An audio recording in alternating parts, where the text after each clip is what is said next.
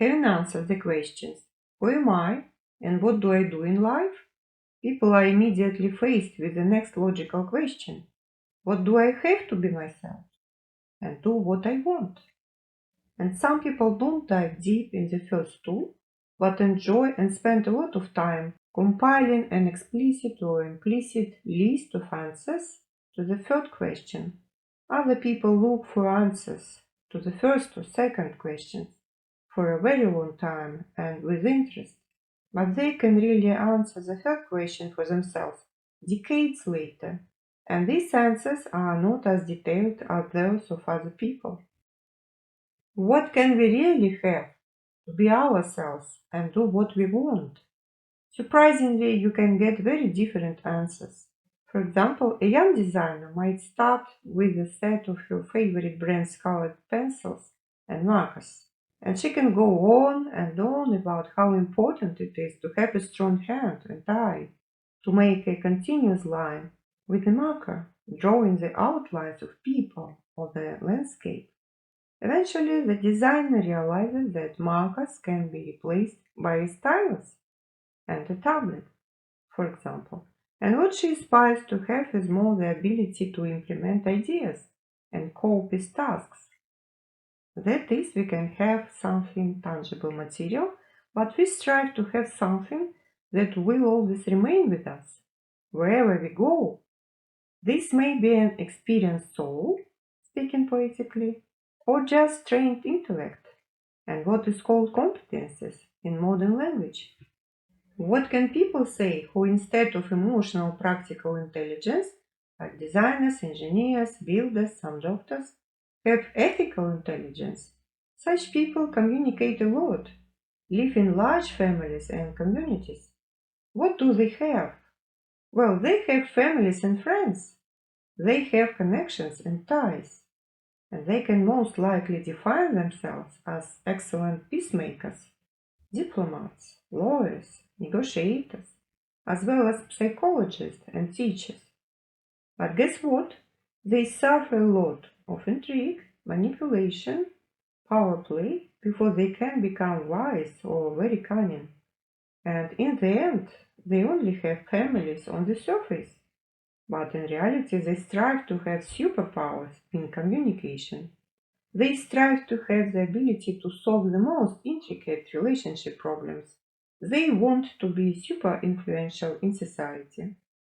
And yes, they can buy very expensive houses and cars to emphasize their status in society. Luxury goods are produced for them, but they can also be just people who know how to love and to be friends. What can rational people have? Traditionally, they have the right education, the right job, the right family, and if you think about it, all they have is the rules that they themselves follow, and that others should follow, in their opinion.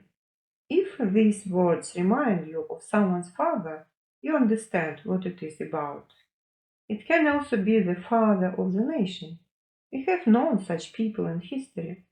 Of course, these people eventually come to master certain skills to control everyone and everything, and this may not be pleasant to anyone except themselves. They tend to take away and criticize up to and including the death penalty. But sometimes it is just fair judges and managers who have and use their intelligence. What do intuitive people have? What can inventors and researchers, often women and children who are by nature very intuitive, have?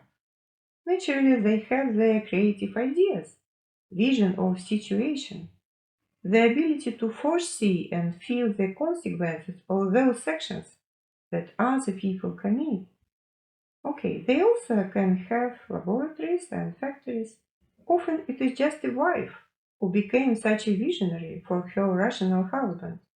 You might argue that while Frenchmen can be very creative and intuitive, their wives try to be rather rational in order to restrain their husband's impulses. Yes, of course, everything in nature is prone to balance. Love brings all living beings to equilibrium. Each person has all four functions of consciousness but one of them can dominate more or less. This makes up the whole intrigue of life. We complement each other, growing together. In short, we have values that have been passed on to us in families, in society, through education and communication. And each type of intelligence has its own set of values, which are crystallized formulas that went through the history of generations of people in the form of direct commandments or parables, as well as fairy tales. And then, based on these values, we talk about our creative products and services in presentations and negotiations. To be convincing, we develop competences. Yes, we have families, friends, businesses, certificates, rights, but our main property is competences that have grown on the basis of talent, watered by the energy of love, in the garden of our life values. Values and competences are the only things that we really have, because this is what no one can take away. Any of our wealth begins with personal interest. Values bring people together when they are mutually accepted. Wherever you live and whatever you do,